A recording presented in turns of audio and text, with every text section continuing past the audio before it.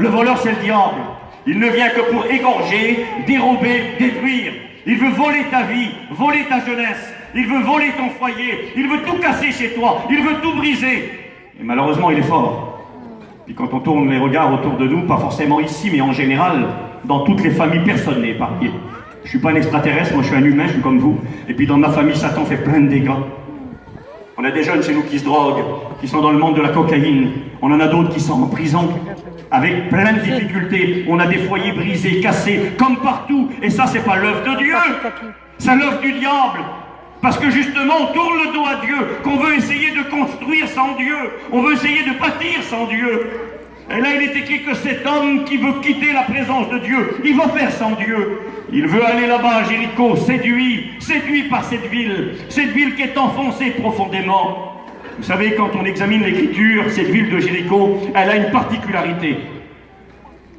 Cette ville que vous pouvez visiter aujourd'hui, j'y suis allé plusieurs fois, il semblerait que c'est l'une des plus vieilles villes du monde. Eh bien, cette ville, écoutez-moi bien mes amis, elle a été construite au prix du sang. C'était une ville maudite.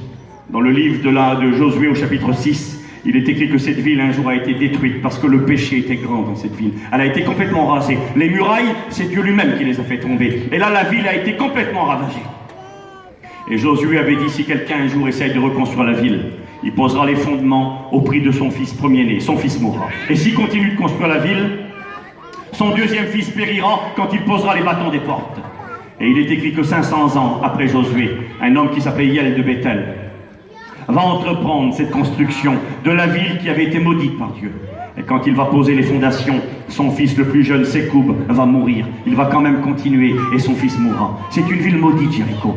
C'est la ville où le sang coule. Et ça représente fortement le monde dans lequel nous sommes. Avec sa perversion, avec sa méchanceté, avec la jeunesse qui est en train de perdre leur vie, avec toutes les catastrophes que nous connaissons les uns comme les autres. Je ne vais pas être très long avec vous, je vous demande juste un petit peu d'attention. Il quitte la bonne présence de Jérusalem pour aller à Jéricho et en chemin il se fait massacrer. Écoutez-moi bien. Et la Bible, nous l'avons lu, nous enseigne, c'est Jésus qui parle. Et il va dire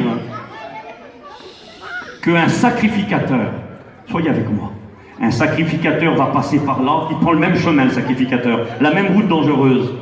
Et quand il croise cet homme sur le bord de la route qui est quasiment mort, il est encore vivant, mais il est quasiment mort, il est écrit que le sacrificateur le regarde et il l'abandonne sur le bord de la route. Je ne vais pas rentrer dans des détails d'explication, ça ne servira à rien. Il est écrit qu'ensuite un autre homme passe, un lévite. Alors peut-être que pour beaucoup ça ne veut pas dire grand-chose ça. C'est quoi un sacrificateur, c'est quoi un lévite? Je vais résumer au plus simple. C'était un homme de religion. Un homme religieux.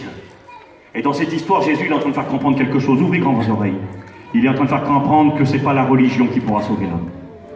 Écoutez bien ce que je vais vous dire maintenant.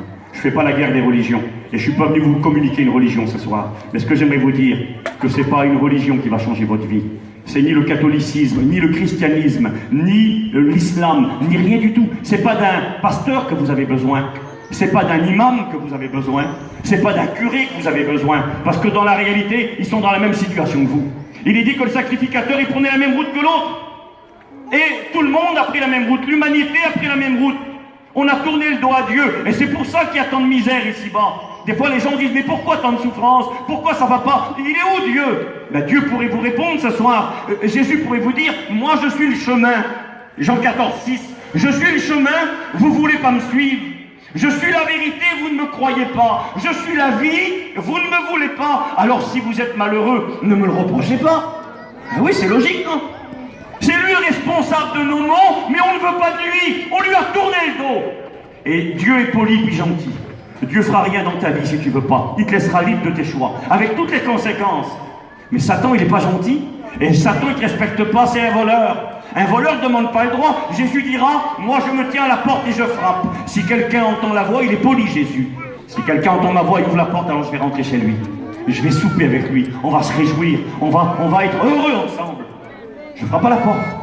Satan, il ne frappe pas la porte, lui. Il ne passe pas la fenêtre. C'est un voleur. Même que tu veux pas, il rentre chez toi, il casse tout. Il te prend ta vie, il te prend ton foyer, il te prend tes enfants, il casse tout chez toi. Puis dans l'histoire, eh bien, Satan casse tout. Et la religion passe, ça peut rien. J'ai marqué ça tout à l'heure quand il a témoigné de Johnny. J'ai marqué, ces hommes, les pharisiens et les lévites, étaient les gens les plus importants dans le peuple. C'était les hommes de la loi, les hommes qui servaient dans le temple. C'était les grands, si vous voulez. J'ai marqué, c'était les grands. Et puis Johnny, dans sa souffrance, il avait perdu son frère et dans sa dépression, ben même Frank Sinatra n'a rien pu faire pour toi. Le grand Frank Sinatra, hein, le grand chanteur.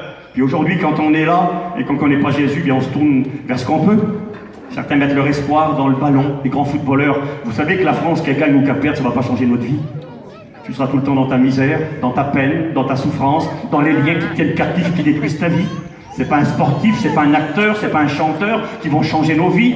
Oh, pendant 5 minutes, on va être content, mais c'est passé et on demeure dans notre état. Les grands de ce monde ne peuvent rien pour nous. Les pharisiens ne pouvaient pas, les sacrificateurs ne pouvaient pas, les lévites ne pouvaient pas. Ils l'ont abandonné, je fais vite.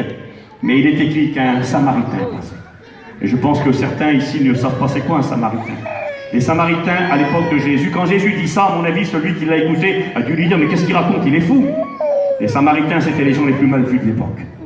Les juifs n'aimaient pas les samaritains, ils les haïssaient.